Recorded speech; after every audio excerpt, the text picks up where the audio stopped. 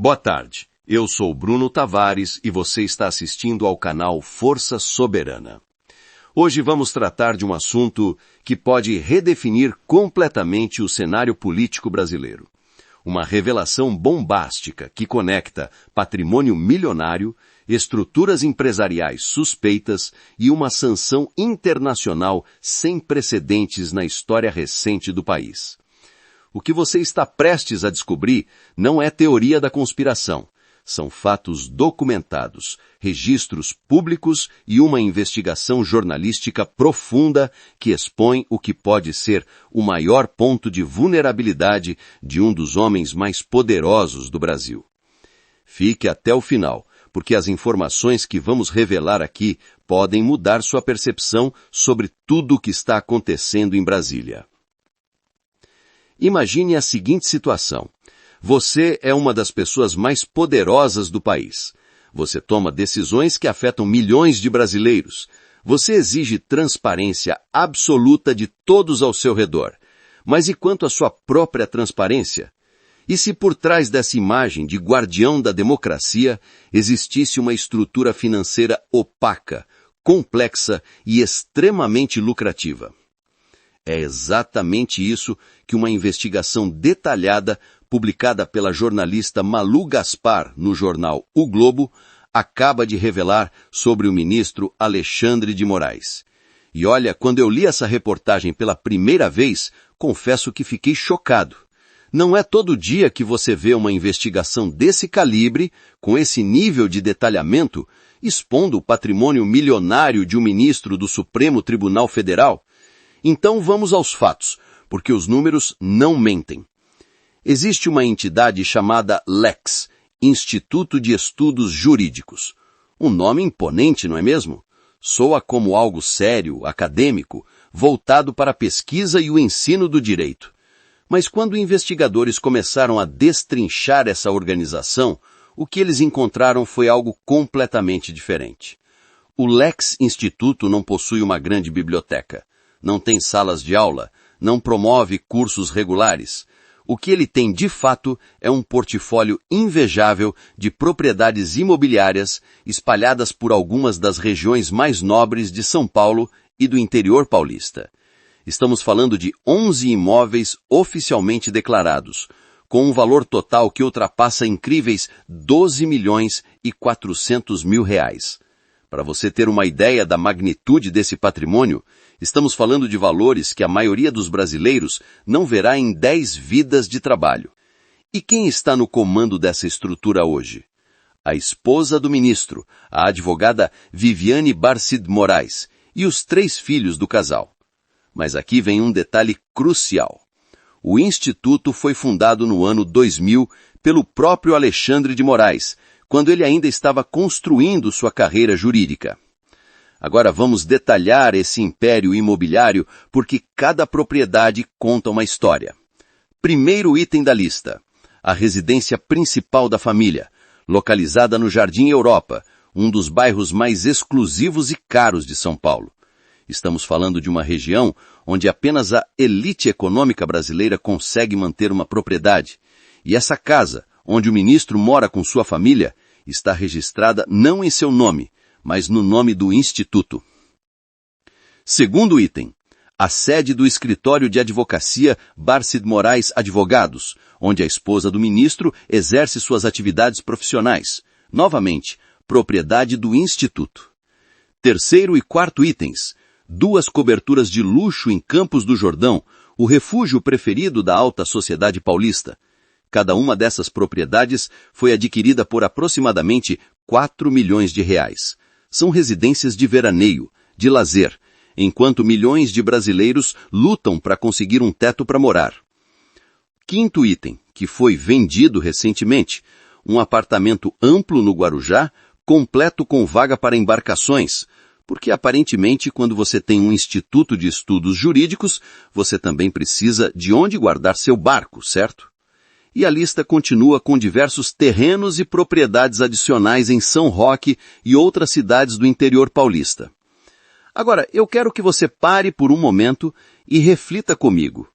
Por que um ministro do Supremo Tribunal Federal escolheria essa estrutura específica para organizar seu patrimônio familiar? Por que colocar a casa onde você dorme, onde você acorda todos os dias, no nome de um Instituto de Estudos Jurídicos? Existem, é claro, justificativas técnicas. Advogados podem argumentar que se trata de planejamento sucessório, de otimização tributária, de facilitar a transmissão de herança para os herdeiros. Tudo isso pode ser verdade do ponto de vista legal. Mas aqui está a questão fundamental. Para um homem que ocupa o cargo mais alto do Poder Judiciário brasileiro, que julga a vida e o destino de milhões de cidadãos, que tem o poder de fechar redes sociais, de prender pessoas, de determinar o rumo da democracia brasileira, para esse homem não deveria existir nenhuma sombra de dúvida sobre a origem e a gestão de seu patrimônio. A vida financeira de um ministro do STF deveria ser cristalina, transparente como água. Não deveria haver espaço para questionamentos, para dúvidas, para estruturas que pareçam opacas aos olhos do cidadão comum. E aqui a história fica ainda mais interessante, porque quando investigadores resolveram verificar as atividades educacionais desse Instituto de Estudos Jurídicos, eles encontraram praticamente nada. Não há registro público de cursos oferecidos, não há publicações acadêmicas relevantes, não há eventos regulares, seminários ou conferências.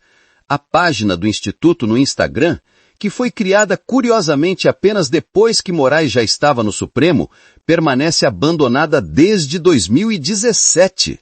E o conteúdo publicado? Alguns memes e um único post relacionado efetivamente ao direito. Então, me responda com sinceridade. Que tipo de instituto de estudos jurídicos é esse que não estuda, não pesquisa, não ensina, não publica, mas que é proprietário de um portfólio milionário em imóveis de luxo? A resposta, meus amigos, está bem diante dos nossos olhos.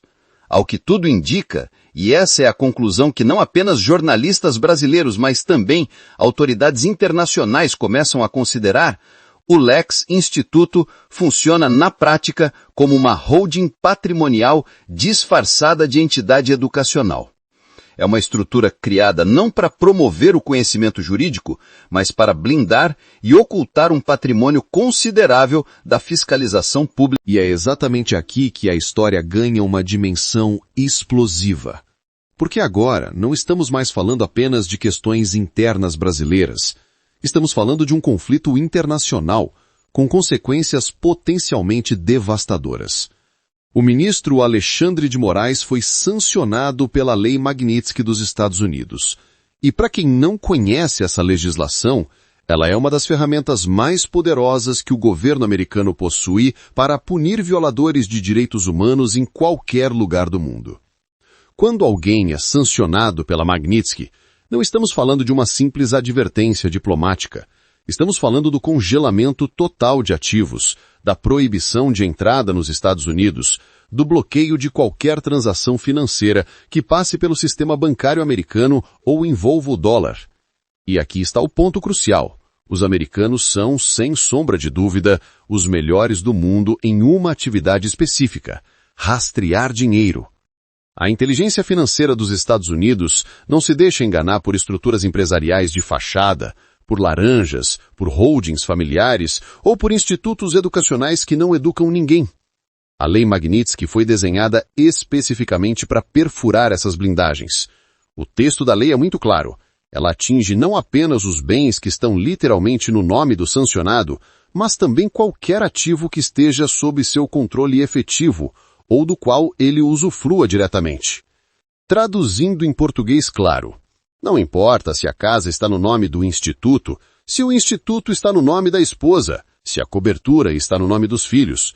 Se o Tesouro Americano determinar que o verdadeiro beneficiário, a pessoa que controla e usufrui daquele patrimônio, é Alexandre de Moraes, todos esses bens podem ser congelados.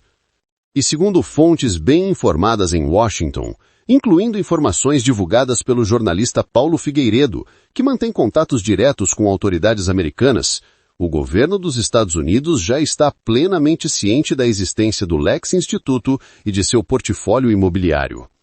A mesma estrutura que possivelmente foi criada para proteger o patrimônio familiar de algum tipo de fiscalização ou tributação no Brasil, agora se transformou no maior ponto de vulnerabilidade do ministro no cenário internacional. O esconderijo que parecia perfeito, de repente, teve sua porta arrombada.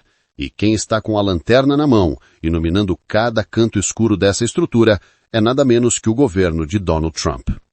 Olha, eu preciso ser honesto com vocês. Quando comecei a pesquisar esse caso, quando comecei a juntar todas essas peças, eu fiquei genuinamente perturbado. Não por questões políticas ou ideológicas, mas pelo princípio básico que sustenta qualquer democracia: a igualdade perante a lei.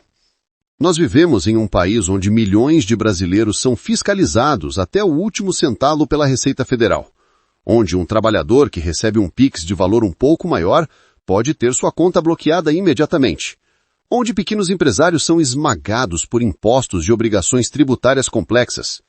E enquanto isso, descobrimos que um dos homens mais poderosos do país, alguém que deveria ser o exemplo máximo de transparência e integridade, mantém um patrimônio milionário sob uma estrutura empresarial que parece existir apenas no papel, sem atividades reais, funcionando aparentemente como uma holding de fachada. A pergunta que não quer calar é: somos todos iguais perante a lei? Ou existem cidadãos acima de qualquer suspeita, intocáveis, que operam sob regras diferentes das que são impostas ao resto da população?